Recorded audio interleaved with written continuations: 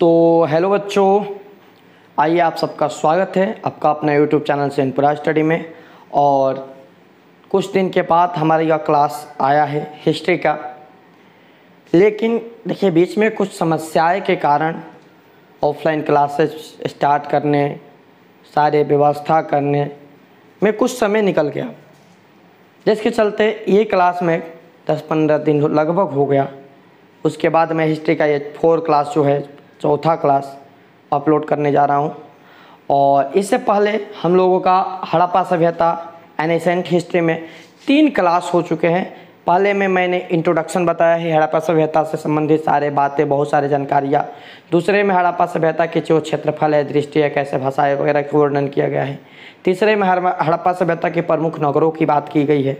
और आज के इस लेक्चर में हम लोग हड़प्पा सभ्यता की नगर निर्माण कैसा था, वहाँ की व्यवस्थाएं कैसे थी, इसके अलावा वहाँ का एक विशाल मोहनजोदड़ो विशाल स्नानागार के बारे में भी हम लोग आज बात करने वाले हैं।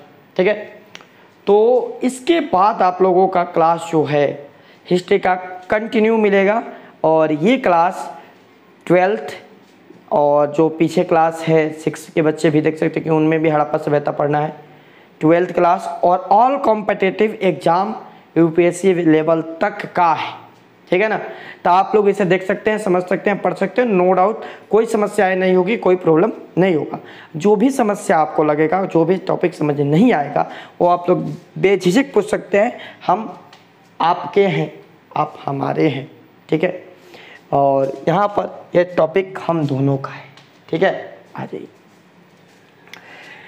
हम सबका हड़प्पा सभ्यता, सबसे पहला चीज़ नगर निर्माण एवं भवन। ठीक है ना, देखिए हमारे चैनल के साथ आप लोग कंटिन्यू बने रहिए। लाइव क्लासेज भी बहुत सारे मिलने वाले हैं, क्योंकि अब आरंभ हो चुका है। ठीक है ना, सारी व्यवस्था कर दिया गया है। तो नगर निर्माण एवं भवन, ठीक है, हड़प्पा सभ्यता में नगर निर्माण की क्या स्थिति थी, वहाँ के भवनों की क्या स्थिति थी। तो देखिए पहले भी हम आपको बता चुके कि हम मानते हैं कि हड़प्पा सभ्यता पूर्व समय काल का कलयुग था।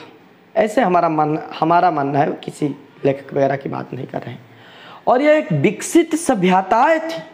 कलयुग कहने का मतलब यह है ना कि जिस तरह से इसका अंत हुआ है ना, उस माध्यम से हम इसको कलयुग कर रहे हैं।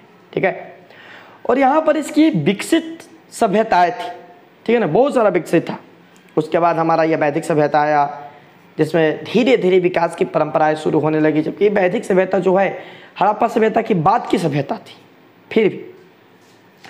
और वैदिक हड़प्पा सभ्यता में ध्यान समझिएगा, नगर निर्माण एवं भवन की क्या बातें हैं, नगर निर्माण की क्या बातें हैं। तो देखिए नगर निर्माण के बारे में हम बता दें तो वैदिक सभ्यता में नगरों को प्लॉटिंग करके बनाया गया था।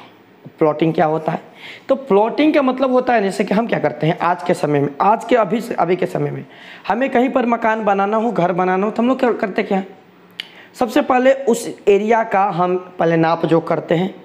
नाप जोख करने के बाद हम उसका एक मैप बनवाते हैं, नक्शा निकालते हैं। ठीक है ना, कि मतलब कैसा कैसा घर बनाया जाए, कौन कौन से क्षेत्र में क्या रखा जाए, कहाँ से नाला निकाला जाए, कहाँ बाथरूम बनाया जाए, कहाँ पूजा घर बनाया जाए, कहाँ कौन सी सारी चीज़ का हम पहले से ही निर्णय लेते हैं, डिस्कशन करते हैं मैप के माध्यम से। ठीक है ना, उसके बाद उस मैप को देखते हैं हम लोग, ये सही है या नहीं है। यदि कुछ प्रॉब्लम हो तो उसमें चेंजिंग करते हैं, बदलाव करते हैं, फिर उसको लागू करते हैं। उसी आधार पर हम अपना मकान बनवा लेते हैं आज के समय। ठीक है, ये व्यवस्था जो आज विकसित हुई वैदिक सभ्यता में कहीं नहीं थी ये व्यवस्था। वैदिक सभ्यता में जिधर जमीन मिल गई उधर पलानी डालो, बांस गाड़ो, पलानी डालो, काम चालू करो। ठीक है, रहना शुरू करो। ठीक है ना, उसमें इसकी वैल्यू नहीं, लेकिन इसमें इसका बड़ा ही महत्व है। पहला चीज़, कोई भी सभ्यता हो वह नदी के किनारे जरूर रहती थी, क्योंकि आज के समय जैसा नहीं हुआ है कि आज के समय में कल है, चंपा है, मोटर है, भाई कहीं पर लगाओ पानी निकालो, ऐसी नहीं व्यवस्था थी उस समय। उस समय जल तो आरंभ से ही जीवन का स्रोत रहा है, और इस कारण से जहाँ पर जल रहता था वहीं पर जीवन होता था, इसलिए कहा गया है कि जल ही जीवन है। ठीक है ना, तो जहाँ पर नदी होती थी वहीं पर ये सभ्यताएं जो है विकसित होती थी।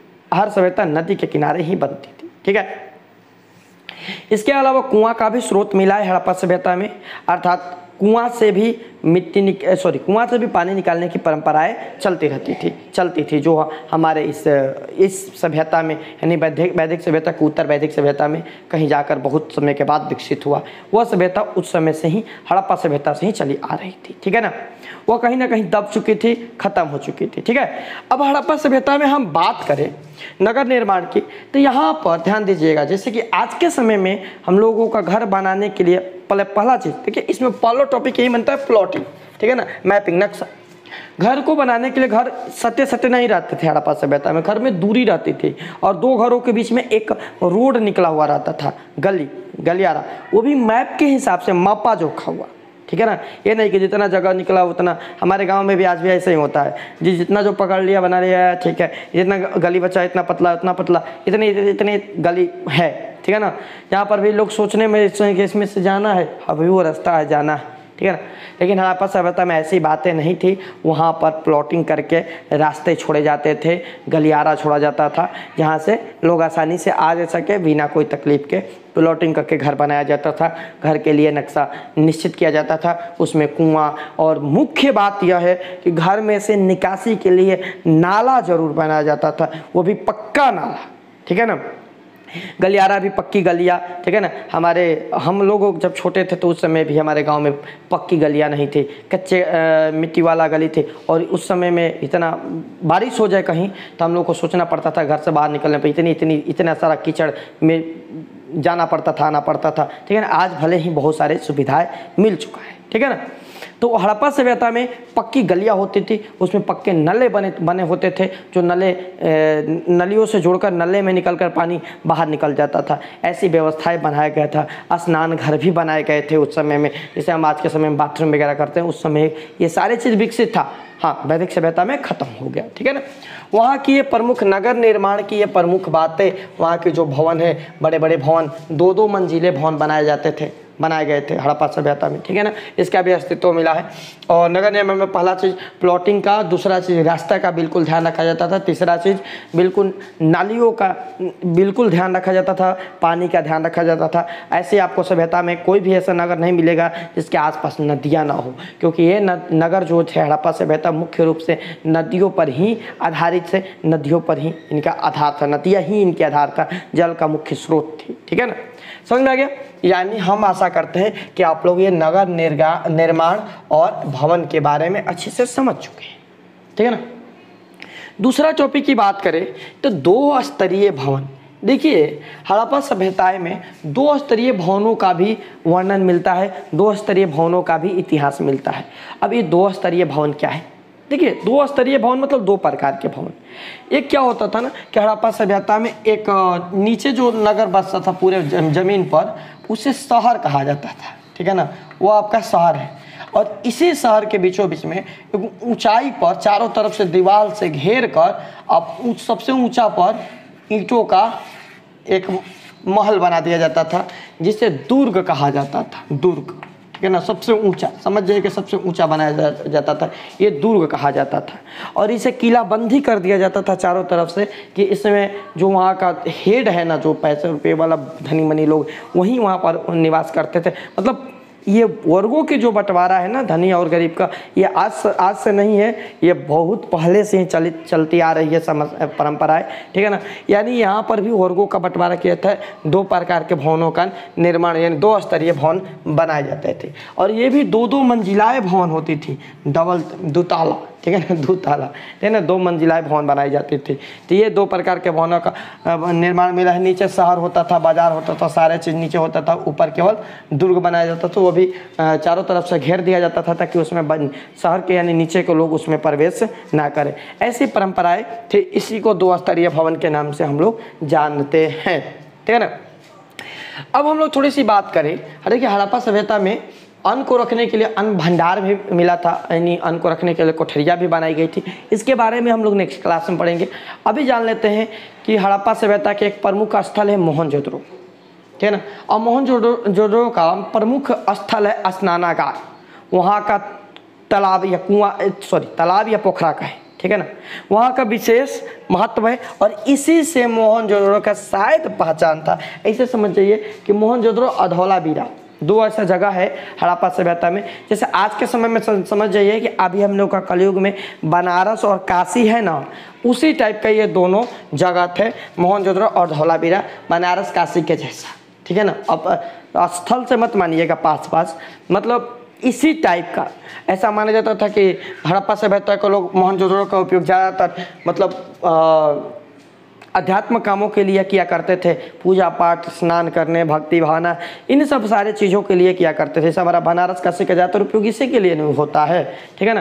तो इन सब चीज़ों का मोहनजोदड़ो ज़्यादा फेमस था और वहाँ का स्नानागार सबसे ज़्यादा फेमस था, सबसे ज़्यादा, यानी सबसे ज़्यादा बड़ा तो धौलावीरा का स्नानागार है, लेकिन फेमस में मोहनजोदड़ो का स्नानागार की पहले यह खोजा गया था, ठीक है ना।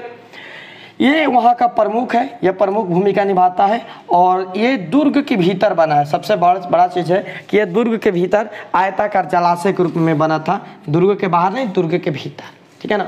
और यहाँ पर इस स्नानागार के ध्यान दीजिएगा, प्रवेश करने के लिए दो सीढ़ी, जैसे पोखरा में सीढ़ियाँ बनाई जाती है ना, पोखरा में आप लोग देखे होंगे कि उतरने के लिए सीढ़ियाँ बनाई जाती है, तो आजकल के पोखरों में ना चारों तरफ से सीढ़ियाँ बना दी जाती है, ठीक है ना।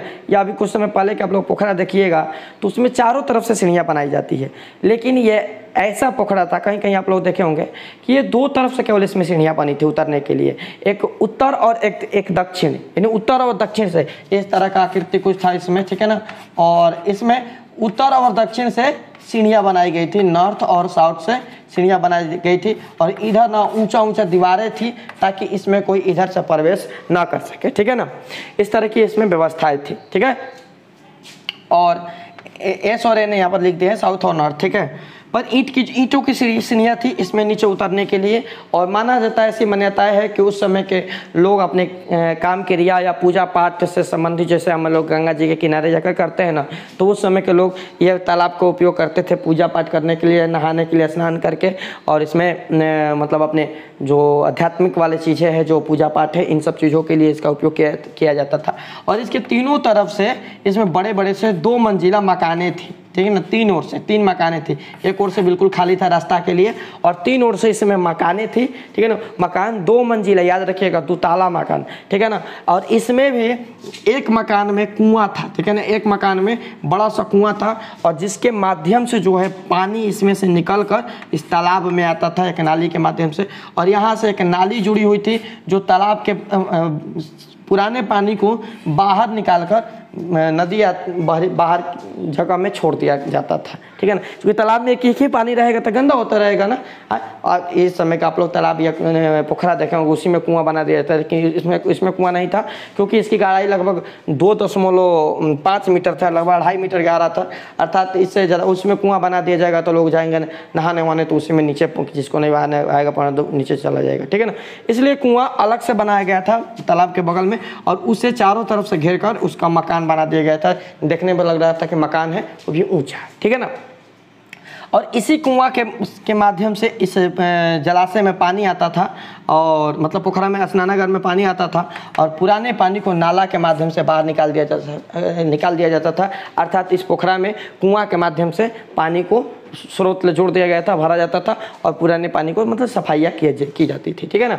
और ये 2 जो घर भवन है और जो 2 मंजिला है, इसमें मान्यता के अनुसार या सबूतों के अनुसार कहा जाए तो ये पुरोहितों के लिए बना था, यानी जो पंडित लोग होते थे उस समय के पुरोहित लोग, वो पुरोहित लोग इसमें निवास करते थे, रहते थे, और यहीं पूजा पाठ कराने का काम करते थे। ये हमारा स्नानागार का इतिहास है, ठीक है ना। यहाँ पर हम लिखते हैं जलाशय में 3 ओर से कमरे बने थे, 2 मंजिला, पुरोहित के उसमें पुरोहित रहते थे।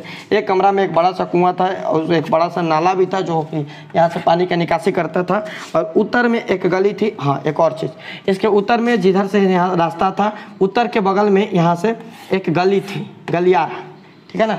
गलियारा में इसमें 8 स्नानागार बने थे, ठीक है ना। इसमें 8 स्नानागार, यानी कहा जाए कि विशेष प्रकार से औरतों को स्नान करने वगैरह के लिए उनके लिए स्नानागार यानी कि बाथरूम बनाया गया था, और यहाँ से लोग पानी ले जाकर यहाँ पर स्नान करते थे, और यहाँ से एक नली थी जो पानी को बाहर निकाल देते थे। तो 8 स्नानागार, याद रखिएगा, उत्तर में 8 स्नानागार बनाए गए थे, ठीक है ना।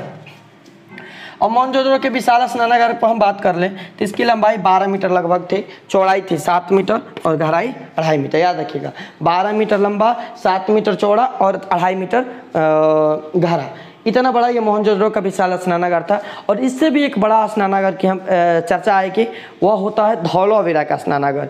और कहा जाता है कि ये दोनों स्नानागार का उपयोग आध्यात्मिक कार्य के लिए अर्थात धार्मिक कर्मों के लिए किया जाता था। ठीक है ना, कौन सा, हड़प्पा सभ्यता में।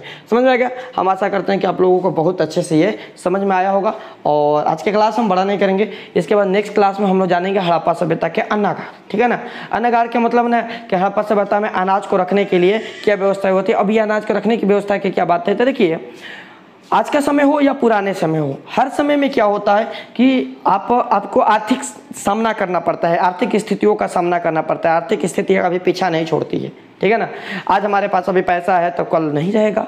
ठीक है ना, तो क्या होता है ना कि जो लोग हैं ना, आज के भी पहले भी, इन आर्थिक स्थितियों से बचने के लिए कुछ पैसों का इकट्ठा करके बचाकर पहले से रखते हैं ताकि आर्थिक स्थितियों में उसका उपयोग किया जाए। तो पहले पैसे रुपये का कम प्रचलन था, तो उस समय के लोग ना अनाज को इकट्ठा, आज भी हम लोग अनाज के इकट्ठा करते हैं। बरसात के मौसम में अक्सर स्थिति खराब होने लगता है तो हम लोग क्या करते हैं, अब बरसात से पहले ही 2-3 महीने के अनाज को हम स्टोर कर लेते हैं, इकट्ठा कर लेते हैं। या आप लोग के घर पर खेती वगैरह होता होगा तो पूरे साल के लिए अनाज को पहले स्टोर कर लिया जाता है कि पूरे साल में हमारे इतने अनाज लगेंगे। उसके बाद शेष अनाजों को मार्केट में बेच दिया जाता है। ठीक है ना, क्योंकि पूरे साल में जितने अनाज उतना स्टोर करना है। इसीलिए जब खेती नहीं होता भी 2-3 महीने का पैसा हो तो वह अनाज को स्टोर कर लेते हैं। भाई रोज रोज खरीदने से अच्छा है कि स्टोर कर लिया जाए। ठीक है ना, ऐसे हमारा सरकार भी यही काम करती है, अपने देश के लिए वो पर्याप्त अनाज को पहले स्टोर करके रखती है ताकि देश में आर्थिक स्थिति जब आए या कुछ गड़बड़ी हो तो उसका हम उपयोग कर सकें।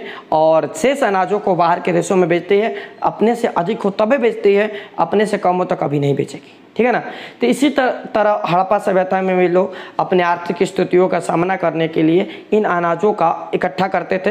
अनाजों को रखने की परंपराएं थी ताकि अनाजों को सुरक्षित रखा जाए, आर्थिक समय में यूज़ किया जाए या जिसके पास ना हो उसके लिए ये इसका प्रयोग किया जाए। इसके लिए वहाँ पर बड़े बड़े अन्नागार बनाए गए थे। जैसे कि हमारे समय में अंग्रेजों के समय में जब भारत में आए थे तो वह अनाज को रखने के लिए, याद होगा आपको, पटना में गोल घर बनाए थे, उसमें अनाज रखने के लिए वो बनाया गया था, उसमें अनाज स्टोर करके वो रखते थे। ठीक है ना, तो उसी तरह हड़प्पा सभ्यता में भी अन्नागार, बड़े बड़े अन्नागार बनाए गए थे। ठीक है ना, जिसमें अनाज को स्टोर करके रखा जाता था। देखिए ये अन्नागार जो है ना, मोहनजोदड़ो, लोथल, कालीबंगन, चंद्रदुर्ग आदि बड़े बड़े शहरों में भी इसका अस्तित्व मिले हैं। देखते देखते इस टॉपिक को भी हमने खत्म ही कर दिया। चलिए ठीक है, ठीक है ना, ये इनका जो है अस्तित्व मिला है। और यह अन्नागार जो थे ना, ये बड़े बड़े होते थे। इसका लंबाई लगभग 45.72 मीटर लंबा होता था, 15.23 मीटर लगभग चौड़ा होता था। इसका जो कैपेसिटी थी 838 घन मीटर के आसपास थे, लगभग 838 घन मीटर अनाज को यहाँ पर स्टोर करके रखा जाता था। ऐसे ही बाहर इसका जो मुख्य द्वार होता था वो नदी के तरफ रखा जाता था। इसका मुख्य द्वार नदी के तरफ रखा जाता था। क्यों? क्योंकि देखिए नदी में से उस समय मतलब आकर कोई इसको लूटपाट नहीं कर सकता। नगर की तरफ रखा जाए तो लूटपाट करने की संभावना ज़्यादा होती थी।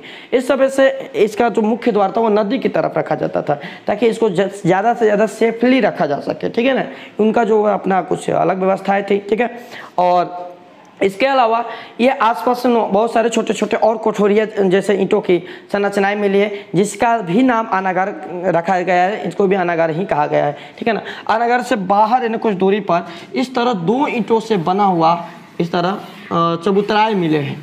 2 ईंटों से, मतलब ईंटों के ऐसे लाइन से बना हुआ।